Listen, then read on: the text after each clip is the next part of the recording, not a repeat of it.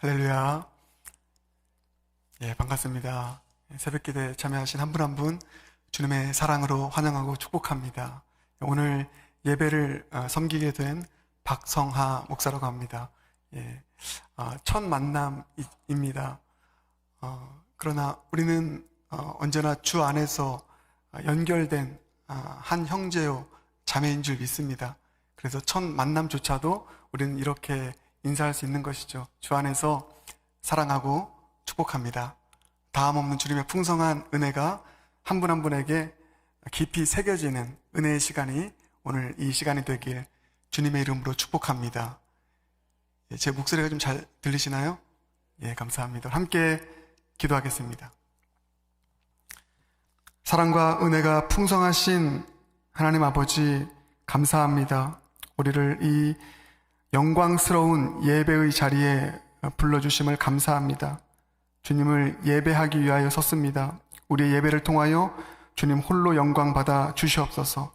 사랑의 주님, 이 자리가 은혜의 바다와 같은 그런 장이 되길 소망합니다. 그 은혜의 바다에 믿음으로 간절함으로 뛰어들어 우리의 죄악과 허물을 씻음 받고 또 그 죄악으로부터 온전히 결별하게 되는 자유함을 누리는 시간 되게 하여 주시옵소서. 우리의 상처와 아픔도 씻겨져 내려가는 또 위로와 치유의 시간이 이 은혜의 바다에서 이루어지길 간절히 소망합니다. 무엇보다 측량할 수 없는 바다보다 깊고 넓으신 아버지의 그 놀라우신 사랑과 은혜를 깊이 경험하여 그 사랑에 흠뻑 젖어들어 그 은혜를 누리고 기뻐하고 자유할 수 있는 그런 은혜가 우리 모두에게 있는 예배 될 수 있도록 주님 역사하여 주시옵소서. 예배 시종을 주님께 의탁드립니다. 함께 하실 주님, 영광 받으실 주님 기대하고 소망하며 우리 주 예수 그리스도 존귀하신 이름으로 축복하며 기도드립니다. 아멘. 우리 함께 찬송 하나님의 은혜로 우리 함께 찬송 부르시겠습니다.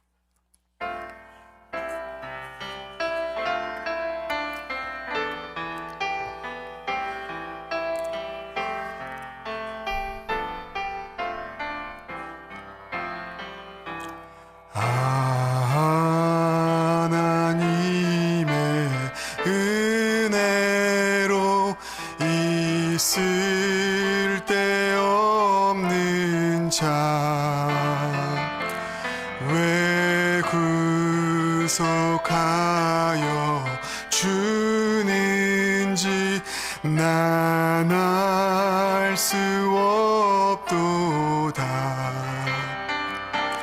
내가 믿고 또 의지함은 내 모든 형편 아시는 주님 늘 보호해 주실 것을 나는 확실히 아네.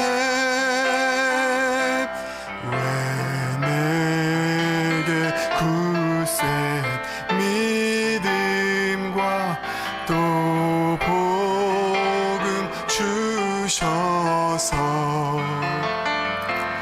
내 맘이 항상 편한지 난 알 수 없도다.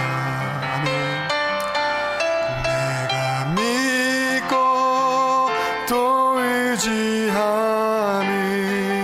내 모든 형편 아시는 주님 늘 보호해 주실 것을 나는 확실히 아네. 왜 내게 성령 주셔서 내 마음 감동해. 아멘. 주 예수 믿게 하는지 난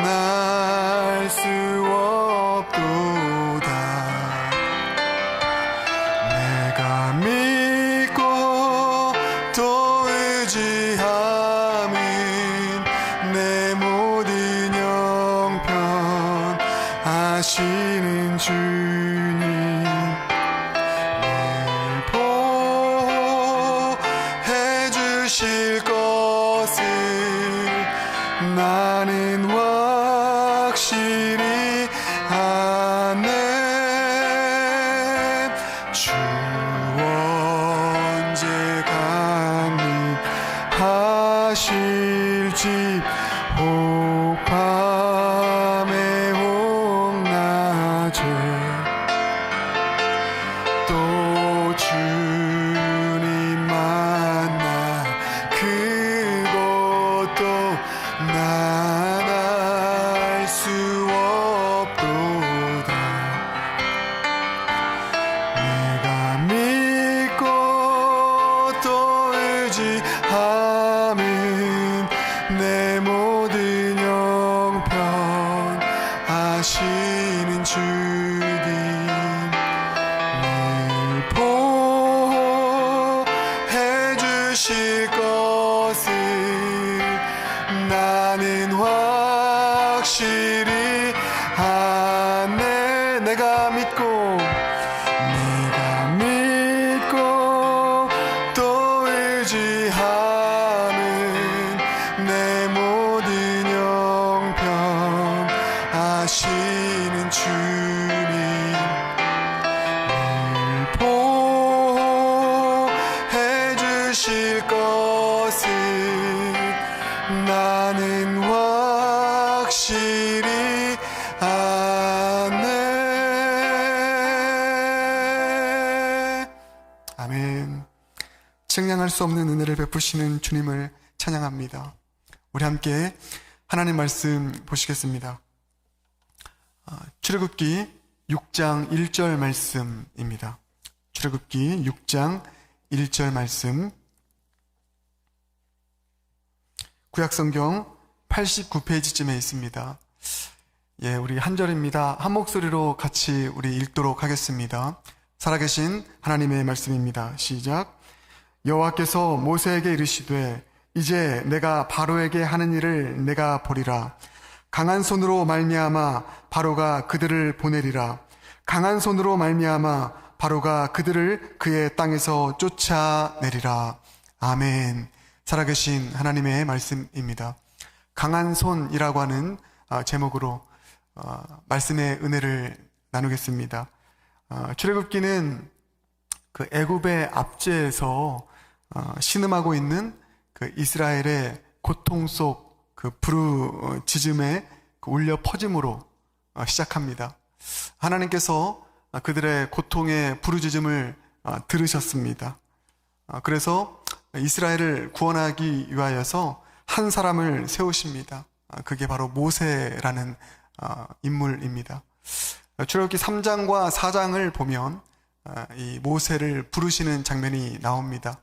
결국 그토록 하나님의 부르심을 거부하였던 모세가 하나님의 은혜의 부르심 앞에 무릎 꿇고 그 신을 벗음으로 거룩하고 존귀한 하나님의 사람이 되어 그 부르심을 향하여 애굽으로 들어가게 됩니다.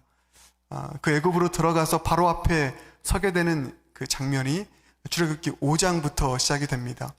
그 5장의 내용을 간략히 먼저 살펴보겠습니다.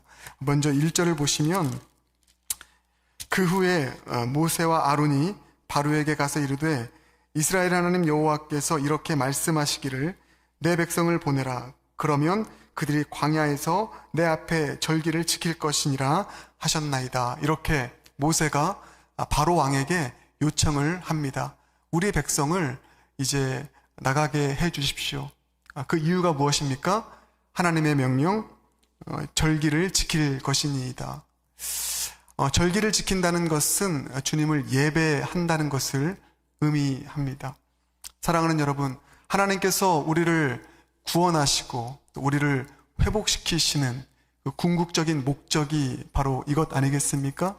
우리로 하여금 이제는 더 이상 나를 위하여 살지 아니하고 나를 예배하며 세상의 우상을 예배하는 삶이 아닌 나를 구원하신 우리의 전부가 되신 주님을 예배하며 살아가는 예배자로 세우시기 위함, 그것이 우리를 부르시고 구원하시고 회복하신 하나님의 궁극의 목적인 줄 믿습니다.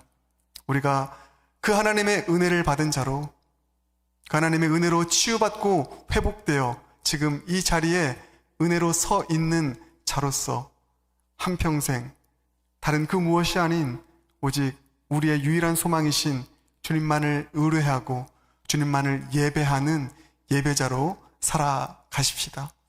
그 요청을 드린 것이죠. 그런데 바로가 거절합니다. 2절을 보시겠습니다. 바로가 이르되 여호와가 누구이기에 내가 그의 목소리를 듣고 이스라엘을 보내겠느냐? 나는 여호와를 알지 못하니 이스라엘을 보내지 아니하리라. 바로가 거절하는 이유가 무엇입니까? 내가 여호와를 알지 못한다.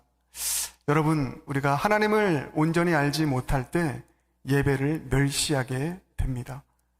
여호와를 진정으로 알게 되면 주님을 온전히 예배하게 됩니다. 예배를 멸시한 사람은 바로뿐만이 아니죠.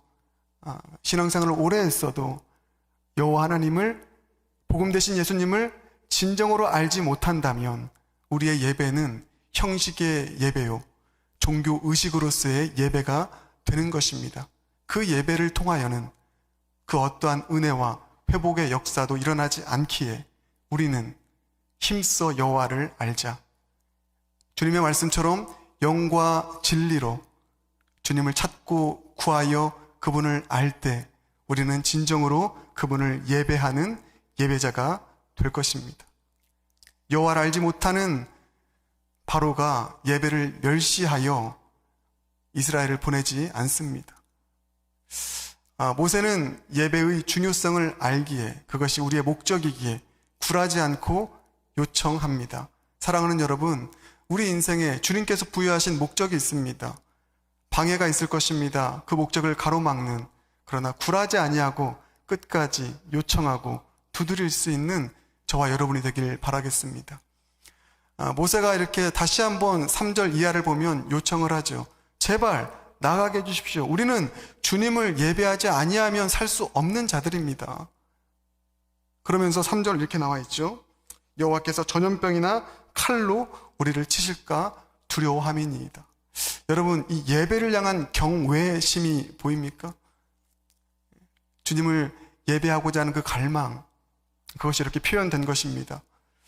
그러나 여러분, 바로의 반응이 너무나 당황스럽습니다. 그래, 나가라. 그래, 잘 예배 드려. 세상이 이러한 곳이면 얼마나 좋겠습니까? 여러분의 직장이 그러한 곳이면 얼마나 좋겠습니까? 그러나 세상은 우리를 그렇게 가만두지 않습니다. 예배자로 살아가지 않도록 가만두지 않습니다. 그래서 이 바로의 반응을 보면 오늘날 우리가 직면하는 문제들을 맞닥뜨리게 됩니다. 그래? 너 예배 드릴 수 없어. 너에게 더 고된 노역을 가하겠다라고 얘기합니다. 여러분, 우리가 사는 세상이 그런 세상 아닙니까? 갈수록 어깨가 무거워집니다. 저도 6년 동안 이민 목회를 하면서 얼마나 무거운 어깨로 고된 노역을 하며 살아가는 것이 이민자의 삶인가. 회복의 방법은 예배인데, 그렇죠 여러분? 예배를 통해서 새 힘을 얻습니다. 그러나 세상이 가만두지 않습니다. 그래서 더 고된 노역을 가하게 됩니다. 더 힘들어졌습니다. 그래서 이스라엘 백성들이 모세를 원망합니다. 그게 5장 21절입니다. 그들에게 이르되 너희가 우리를 바로의 눈과 그의 신하의 눈에 미운 것이 되게 하고 그들의 손에 칼을 주어 우리를 죽이게 하는도다. 여호와는 너희를 살피시고 판단하기를 원하노라. 모세가 이들을 도우러 갔는데 오히려 더 어려움이 찾아오자 이 이스라엘 백성들은 모세를 원망합니다. 얼마나 이 모세가 당황이 되겠습니까?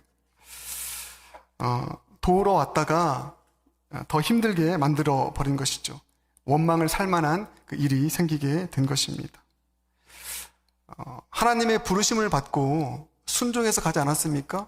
그 출애굽기 3장과 4장에 그렇게 하나님과 줄다리기 하면서 결국 굴복하여 하나님께서 함께 하실 것이라고, 가면 역사할 거라고, 구원할 거라고 보내주셨는데 오히려 갔는데 일을 더 그르친 것 같습니다.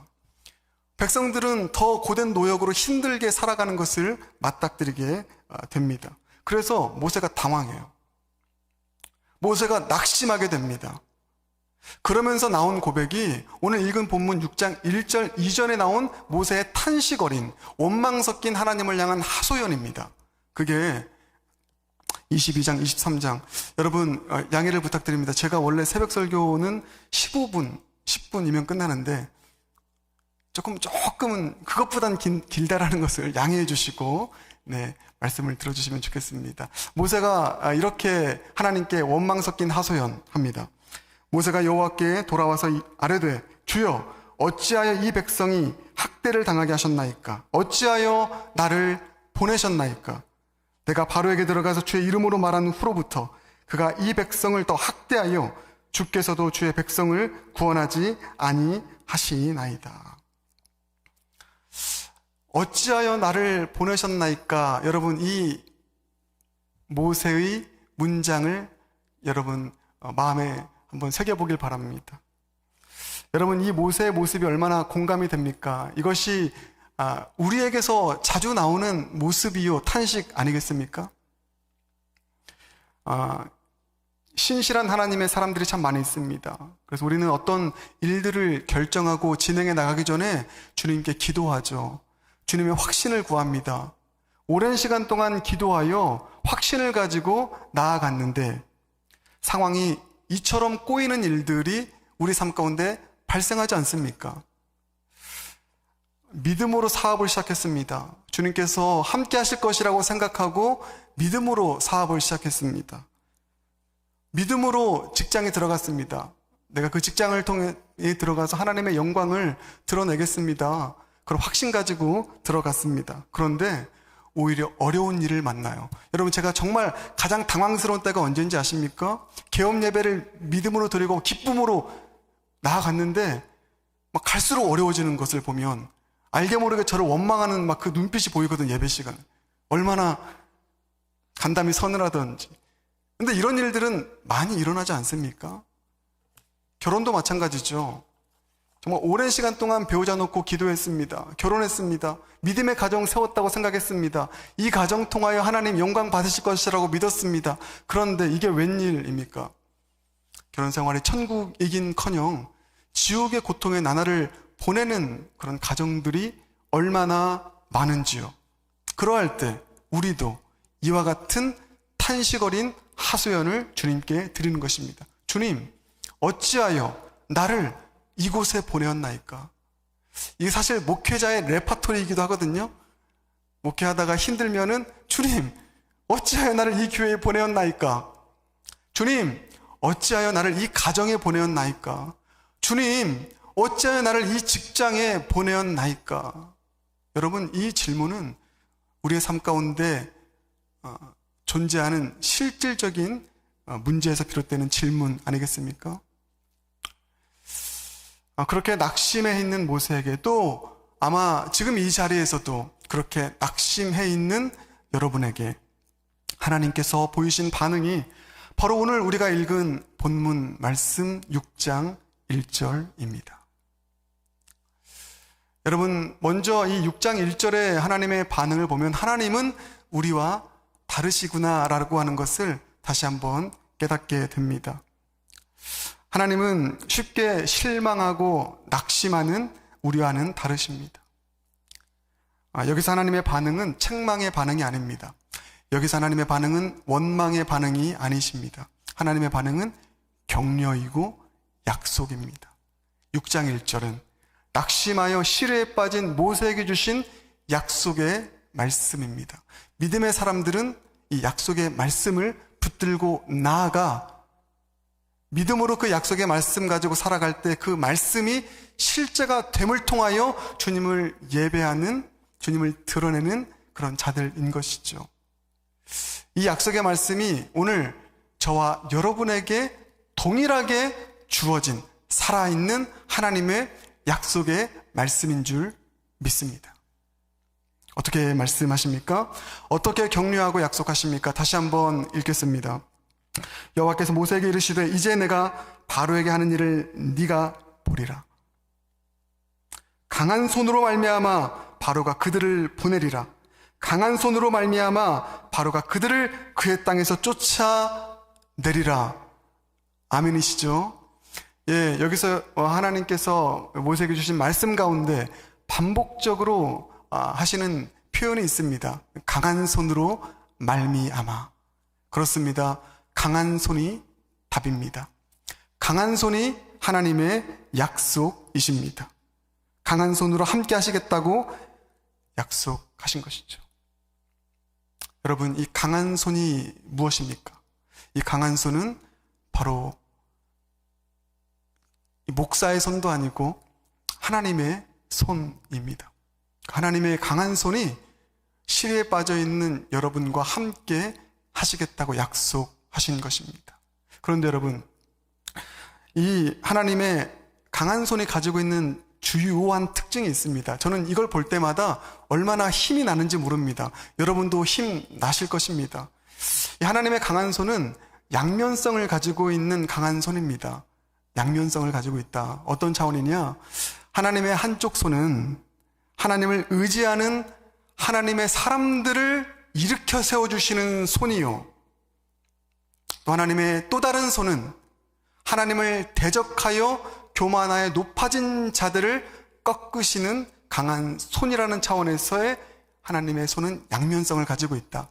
다른 말로 표현하면, 더 쉽게 표현하면 하나님의 손은 두 손 들어 일하시는 손이시다. 여러분, 이것이 얼마나 우리에게 큰 힘이 되십니까? 이 그림을 꼭 기억하십시오. 하나님은 여러분을 위하여 두 손 들어 일하십니다. 두 팔을 걷어붙이시고 일하십니다. 목회자 한 사람도 그 교회에 한번 생명을 걸어보겠다라고 할 때 두 팔 걷어붙이면서 일하거든요. 전능하신 하나님께서 여러분을 위하여서 두 손 들고 강한 손으로 일하신다면 어떠한 역사가 일어나겠습니까? 출애굽의 대서사의 구원의 역사가 하나님의 강한 손이 얼마나 강력한 능력의 손인지를 증언하고 있는 것이죠. 여러분의 삶 가운데, 포틀랜드 영락교회 가운데 하나님의 강하신 두 손 들어 일하시는 손의 역사가 앞으로 더 강력하게 펼쳐지게 될 것입니다.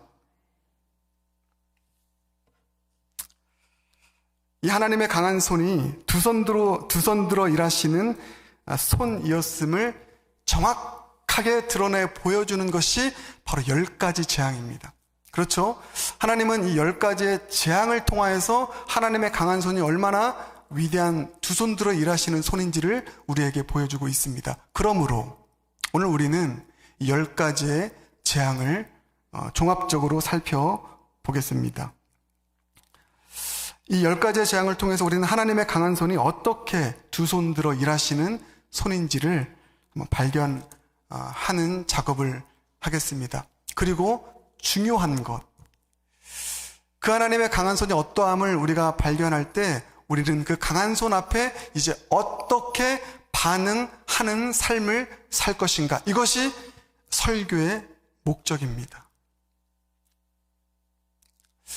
더 이상 이 하나님의 강한 손의 어떠함을 우리가 알고 깨달아 알아서 이제는 어떤 상황이 찾아왔을 때 주님, 어찌하여 나를 이곳에 보내셨나이까? 라는 반응이 아니라 그 강한 손의 위대함과 역사와 능력을 아는 자만이 드릴 수 있는 믿음의 반응, 믿음의 고백, 믿음의 결단을 드리며 나아갈 수 있는 저 여러분 모두가 되길 주님의 이름으로 축복합니다.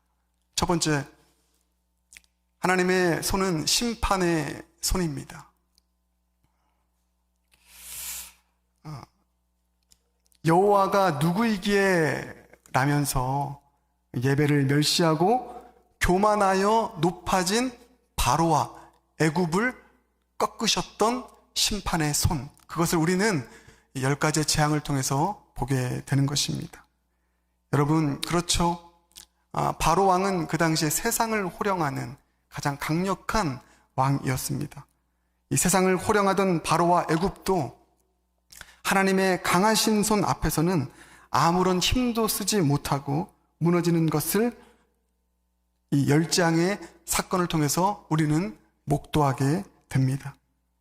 그러므로 사랑하는 여러분, 이 하나님의 강하신 손, 심판의 손 앞에서 우리가 보여야 될 반응이 무엇일까요?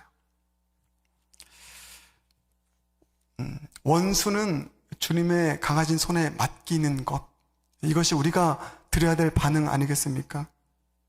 다른 말로 나를 대적하고 나를 압박하는 자들, 원수들, 대적들, 주님, 나의 강함으로 심판하지 않겠습니다. 내 힘으로 심판하지 않겠습니다.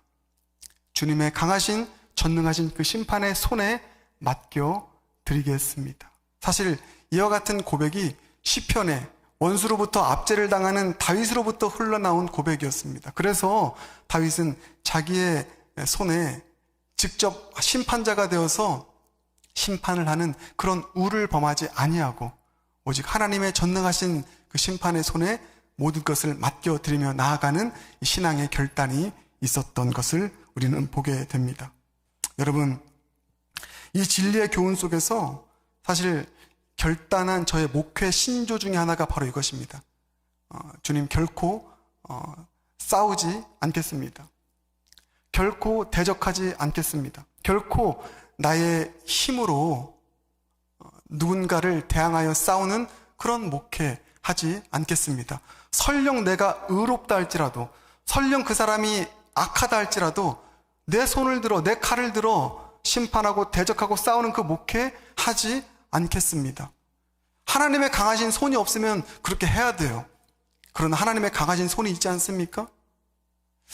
여러분, 우리가 그런 실수 많이 빠집니다. 깊이 신앙생활하면 할수록 어떤 차원에서는 내 의에 취하여, 그게 바리새인이 되어서 내가 누군가를 판단하고 정죄하고 심판하고 재단하는 그런 일들이 일어나게 되는 것이죠.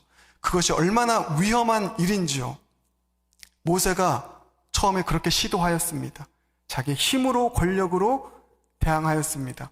그래서 모세는 40년 광야의 방랑을 시작했던 것입니다.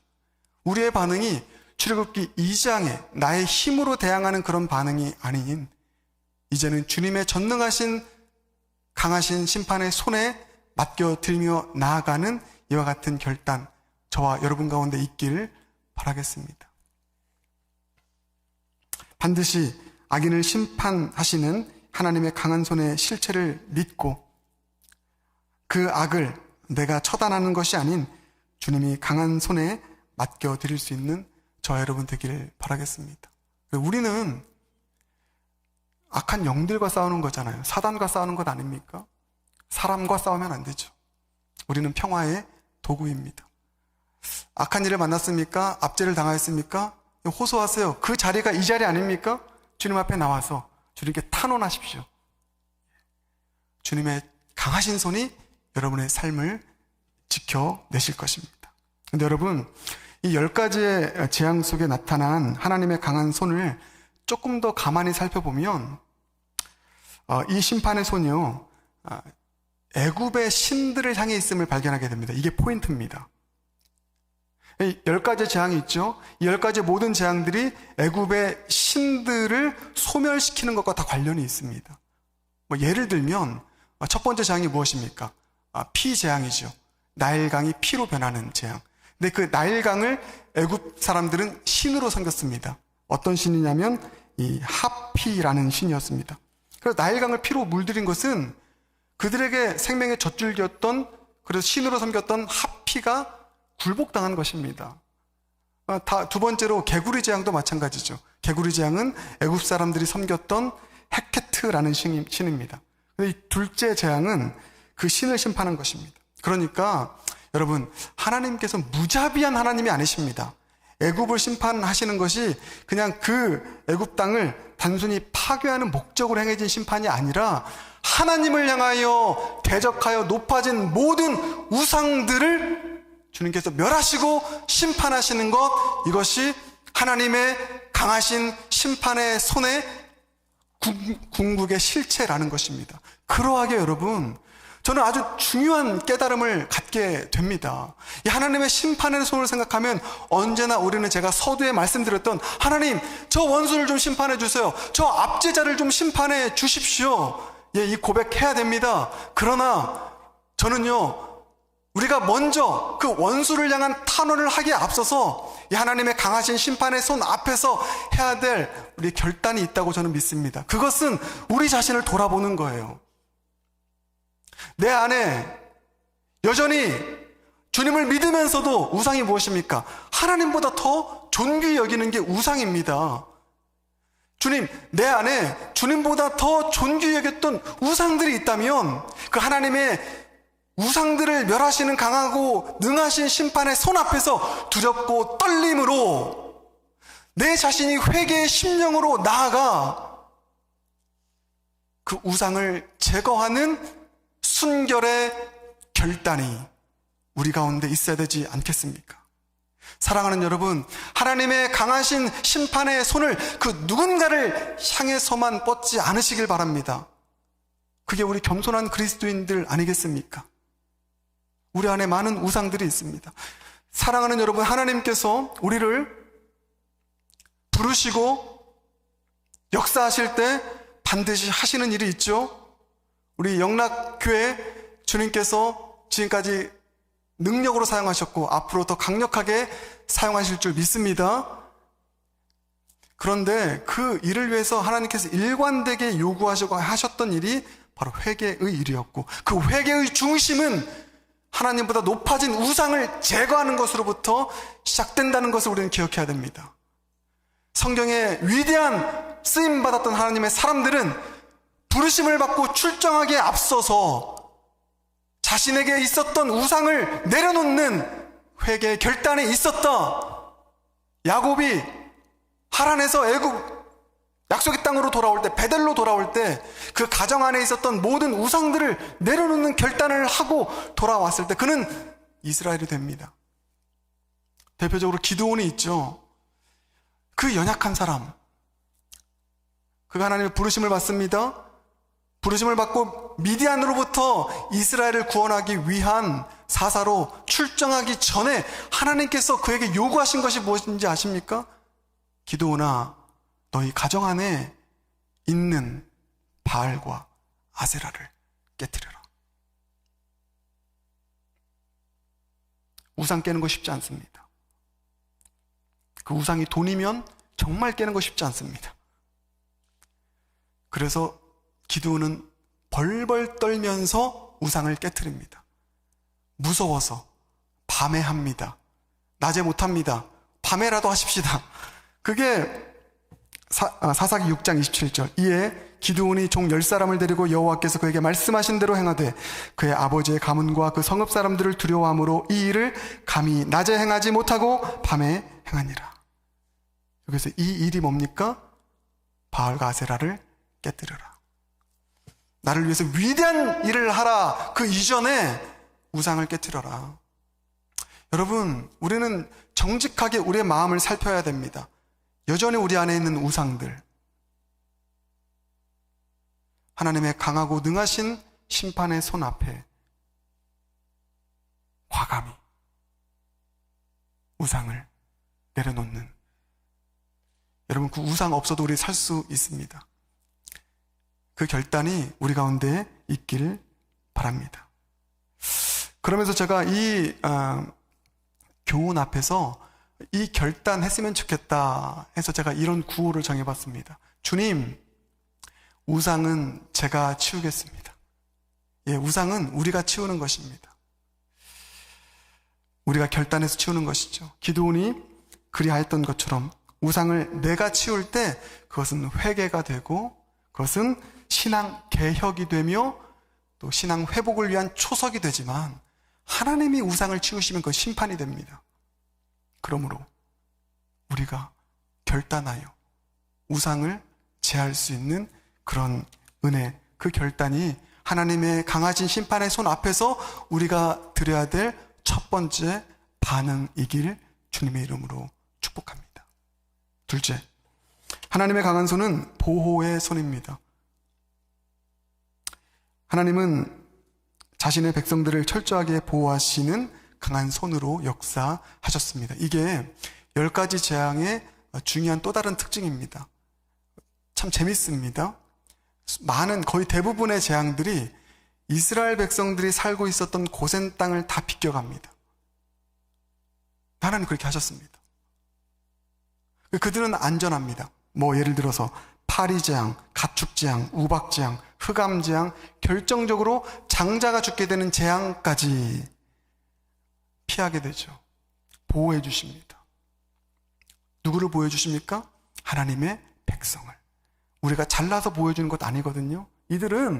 이들도 죄 지었겠죠. 그러나 문설주에 어린 양의 피를 바르고 그 어린 양의 보혈의 피만이 우리를 깨끗하게 할 수 있습니다. 우리를 보호할 수 있습니다. 그 어린 양의 피만이, 예수 그리스도의 그 은혜만이 나를 살릴 수 있습니다 라는 마음으로 오직 주를 바라보는 그 하나님의 자녀들을 주님은 보호하시는 것이죠. 그래서 기독교는 복음인 것입니다. 내 행위로 보호받는 것 아니요, 내 스스로 나를 보호하는 세상의 논리 아니요, 예수 그리스도의 보혈의 피를 믿는 믿음 안에서 주님은 우리를 보호하시는 것입니다.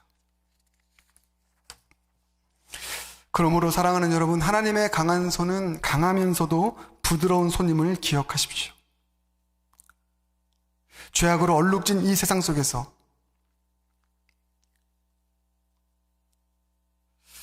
여러 비극적인 일들과 아픔들과 재앙을 피할 수 없는 이 세상 속에서 우리가 의지하고 붙들어야 될, 날마다 구해야 될 손이 바로 이 하나님의 강한 손, 보호의 손 아니겠습니까?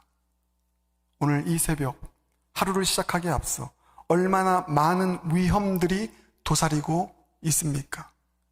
구해야죠. 주님, 예수의 보혈을 의지하여 주님께 구합니다. 강한 손으로 우리의 사업을 보호하여 주시옵소서. 강한 손으로 우리의 가정을 보호하여 주시옵소서. 할 수만 있다면 믿음의 부모로서 우리 자녀들을 향하여 세상의 헛된 철학과 가치관들로 인하여 수없이 많은 영적인 폭격을 당하는 우리 자녀들을 향하여 우리는 기도해야 됩니다. 하나님, 나의 사랑하는 자녀를 주님의 진리의 팔로 보호하여 주시옵소서. 세상의 헛된 문화와 음란한 가치관들이 내 자녀를 장악하지 못하도록 보호하여 주시옵소서.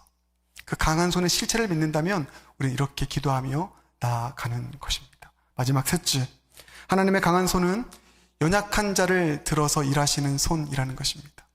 연약한 자가 누구입니까? 모세입니다. 다시 한번 하나님께서 모세를 부르시고 들어 사용하셨던 때를 우리는 기억해야 됩니다. 모세가 왕자에 있을 때, 높은 권력을 가졌을 때 주님 부르신 것 아니요, 사용하신 것 아닙니다. 모세가 광야의 방랑자가 되었을 때, 모든 것을 잃었을 때, 노쇠하였을 때, 연약함으로 지쳐 있을 때, 가장 약해 있을 때 하나님께서는 그 약한 모세를 들어 주님의 강함을 드러내셨습니다. 사랑하는 여러분, 설령 우리가 아무것도 가진 것 없는 평범하고 연약한 자라 할지라도 주님은 바로 그 사람을 통하여 강한 손의 역사를 일으키게 된다는 사실을 꼭 기억하길 바랍니다. 이게 약한 자를 들어 사용하시는 복음의 역설인 줄 믿습니다. 여러분, 왜 이렇게 말씀드릴 수 있냐면 하나님의 강한 손이 모세에게 어떻게 주어졌습니까? 하나님의 강한 손은 모세에게 모세의 지팡이로 주어졌습니다.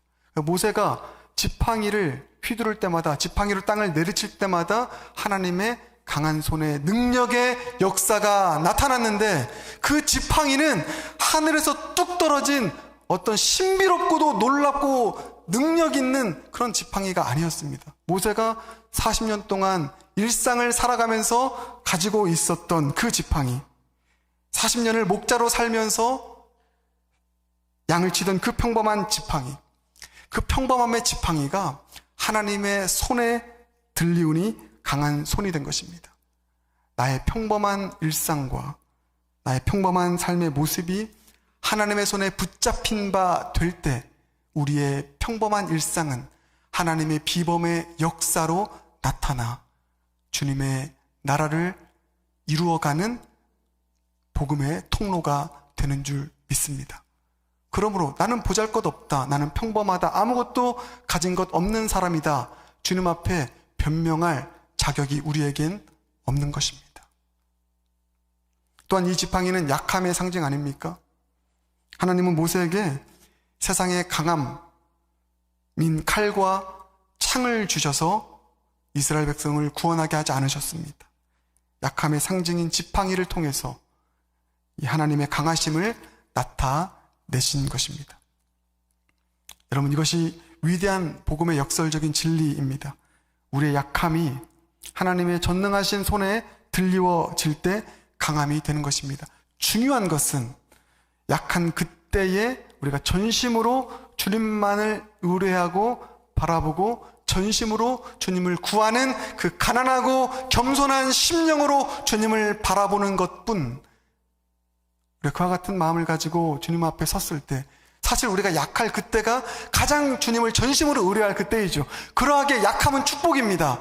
나로 가난해질 수 있으니까, 나로 겸손해질 수 있으니까, 나로 다른 우상을 찾고 의지하지 아니하고 주님만을 의지하며 나아갈 수 있도록 우리를 겸손케 하는 축복의 장치이니까, 그와 같은 마음으로 주님을 바라볼 때 우리의 약함을 통하여 주님의 강함은 드러나게 될 것이고, 주님의 강함과 전능하심이 온전하게 드러나게 될 것입니다. 왜요? 자랑할 게 아무것도 없거든요. 내가 약한 걸 아니까. 이것은 명백하게 주님께서 일하신 것이라는 것을 누구라도 보게 되는 것이기 때문입니다. 말씀을 맺겠습니다. 첫 설교니까 제 이야기를 마지막으로. 제가 이 직전교회 6년여 섬겼습니다. 지난주에 사임을 했습니다. 제가 지금 물론 후보자 중에 한 사람이지만 첫 설교를 왔죠.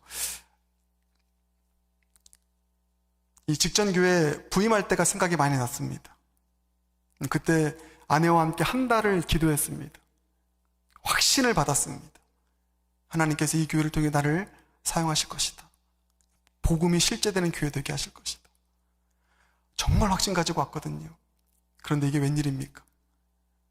쉽지 않는 것입니다. 너무 힘든 것입니다. 이거 부목사로 목회할 때랑 담임 목사로 목회할 때랑 천지 차이인 것입니다. 죽겠더라고요.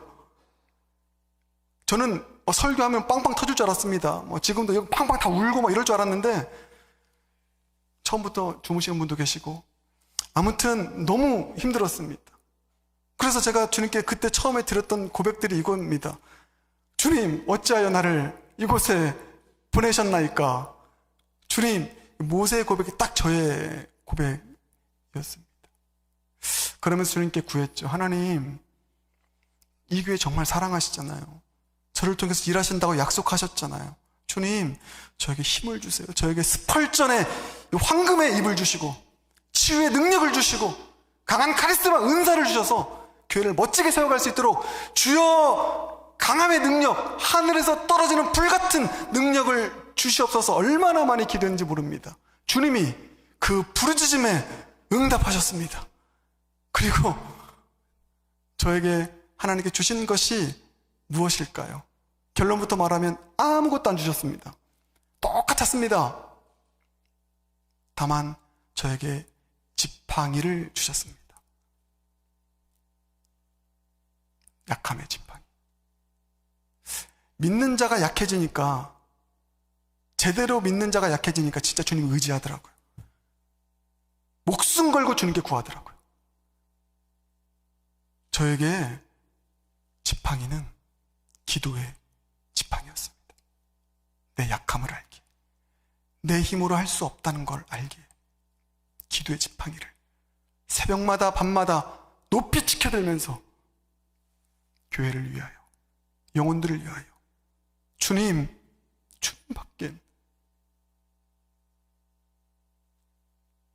소망이 없습니다.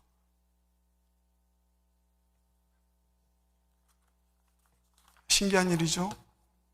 그렇게 한 달, 두 달, 세 달 밤을 새워가며 기도하며 부르짖을 때 어느덧 그 문제는 풀리고, 어느덧 넘을 수 없었던 그 어려움들이 유월하는 은혜로 나아가, 감히 드릴 수 있는 말씀이지만 그 교회가 온전히 회복될 뿐만 아니라 복음이 실제되는 교회 되어 지금 부흥을 향해 달려가는 자랑스러운 교회가 되었음을 저는 하나님의 증인으로 증거할 수 있습니다. 그래서 저는 두렵지 않습니다. 내 모습이 어떠하든 주님의 강한 손의 실체를 믿기 때문입니다. 나에게는 기도의 지팡이가 있기 때문입니다. 포트랜드 영락교회를 올 때 얼마나 떨렸는지요. 어제 장로님 가정에서 식사를 대접하셨는데 못 먹겠더라고요. 너무 맛있었는데 입으로 들어가는지 코로 들어가는지 너무 떨리니까 오늘도 새벽 2시부터 깨서 한 가지 붙들고 왔습니다. 주님 주신 이 지팡이만 붙잡고 갑니다. 기도의 지팡이 붙잡고 갑니다. 주님, 제가 뭐 내세울 것 있습니까? 주님의 강한 손이 나와 함께 하시면 저를 통하여 내가 드러나는 것 아니요 주님이 드러날 것이니 주님, 저를 통하여 오직 주님의 강한 손의 능력의 역사를 이 교회 가운데 베풀어 주시옵소서. 여러분도 마찬가지입니다. 낙심되십니까? 좌절하셨습니까? 어찌하여 나를 이곳에 보내셨습니까? 한탄하십니까? 그 반응이 이제 하나님의 강하신 손, 그 손의 실체를 믿는 믿음을 가지고 이렇게 바뀌길 원합니다. 주님, 내가 여기 있습니다. 나를 보내소서. 그 전능하신 하나님을 바라보며 함께 찬양하길 바랍니다. 우리 이 찬양, 전능하신 나의 주 하나님은 능치 못하실 일 전혀 없네. 이 찬양 우리 힘차게 부르며 나아갈 때 하나님의 강한 손이 여러분의 가정, 여러분의 삶, 그리고 피값으로 세우신 이 포트랜드 영락교회 가운데 능력으로 역사하는 일들 일어나게 될 줄 믿습니다. 우리 함께 찬양합니다.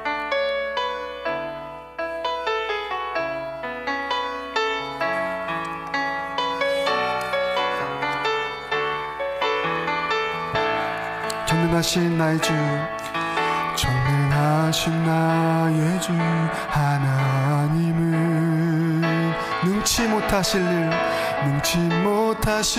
일 전혀 없네.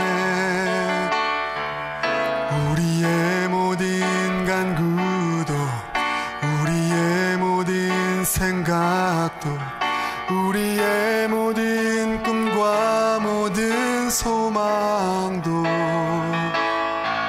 신실하신 나의 주 하나님은 우리의 모든 괴로움 바꿀 수 있네. 불가능한 일 행하시고 죽은 자를 일으키시니 그를 이길 자 아무도 없네. 아멘. 주의 말씀 의지하여 깊은 곳에 금을 던져 오늘 그가 놀라운 일을 이루시는 것 보라. 주의 말씀 의지하여 믿음으로 금을 던져 믿는 자에게 능치 못함 없네. 우리 고백합니다. 주의 말씀 의지하여 깊은 곳에 금을 던져 오늘 그가 놀라운 일을 이루시는 것 보라. 주의 말씀 의지하여 믿음으로 금을 던져 믿는 자에게 우리 마지막으로 믿음으로 결단하며 고백합니다. 주의 말씀 의지하여 깊은 곳에 금을 던져 오늘 그가 놀라운 일을 이루시는 것 보라. 주의 말씀 의지하여 믿음으로 금을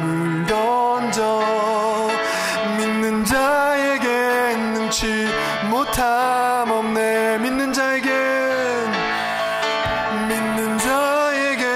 능치 못함 없네. 마지막으로 믿는 자에겐 능치 못함 없네. 아멘, 아멘. 우리 말씀 붙잡고 함께 좀 결단하며 이 시간 기도하겠습니다. 여러분, 하나님의 강한 손 실제하십니다. 여러분의 삶을 지금 주장하고 계십니다. 그 강한 손 바라보며 이 시간 믿음으로 결단하며 기도합시다. 심판의 손 앞에 모든 원수와 대적을 이젠 내가 대항하는 것이 아니라, 악으로 악을 갚는 것이 아니라 주님께 맡겨드리겠습니다. 또한 그 심판의 손 앞에 먼저 내 안에 있었던 우상들을 내려놓는 회개의 결단이 일어나길 소망합니다. 보호의 손 앞에 이 공동체와 여러분의 가정과 자녀를 의탁하며 기도하십시오. 하나님, 보호하소서. 끝까지 순례 여정을 아름답게 걸어갈 수 있는 이 공동체 되게 하여 주시옵소서. 마지막으로 기도하십시오. 약한 자를 들어 사용하시는 강한 손 하나님, 그렇습니다. 주님, 약한 자인 저도 주님 사용하실 줄 믿습니다. 주님, 왜 나를 보내셨습니까가 아니라 내가 여기 있습니다. 나를 보내소서 결단하며 나아가오니 주님, 약한 나를 들어 사용하여 주시옵소서. 함께 기도하겠습니다. 하나님 아버지, 오늘 이 말씀, 하나님 우리에게 주신 약속의 말씀으로 붙잡습니다. 하나님 아버지, 모세가 연약하였고 낙심하였고 넘어졌지만 책망하지 아니하시고 약속으로 우리에게 아버지 하나님 강한 손으로 역사할 것이라고 말씀하신 하나님의 놀라운 그 약속을 우리도 붙잡고 이 시간 기도합니다. 하나님의 심판의 손이, 하나님의 보호하심의 손이, 하나님의 약한 자를 들어 사용하시는 강한 손이 우리의 삶과 우리의 공동체 가운데 다각적으로 입체적으로 역사함으로 인하여 하나님의 나타나심, 하나님 나라와 구원의 역사가 우리의 삶을 통하여 아름답게 펼쳐질 줄 믿고 결단하며 기도합니다. 하나님, 역사하여 주시옵소서. 함께하여 주시옵소서. 이제는 우리 주 예수 그리스도의 한이 없으신 은혜와 하나님 우리 아버지의 놀라우신 사랑과 성령 하나님의 감화감동 역사 교통하심이 지금도 살아 역사하시는 내 삶 깊은 곳까지 찾으셔서 강한 손으로 역사하시기를 기뻐하시는 하나님의 그 은혜 앞에 더 이상 주님, 왜 나를 이곳에 보내셨나이까 하소연하는 것이 아닌, 주님, 내가 여기 있습니다. 나를 보내소서 결단하며 나아가는 이 자리에 앉아있는 모든 주님의 자녀들 머리 위에, 포트랜드 영락교회 위에 이제로부터 영원토록 항상 함께 하시기를 간절히 축원하옵나이다. 아멘.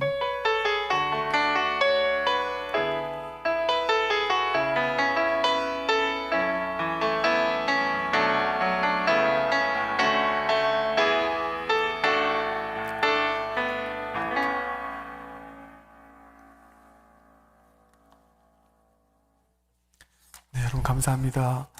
불을 꺼주시면은 계속 기도하시다가 돌아가시는 것이죠. 네, 불을 꺼주시고 음악 틀어주시면 여러분 개인적으로 기도하시다가 돌아가시겠습니다.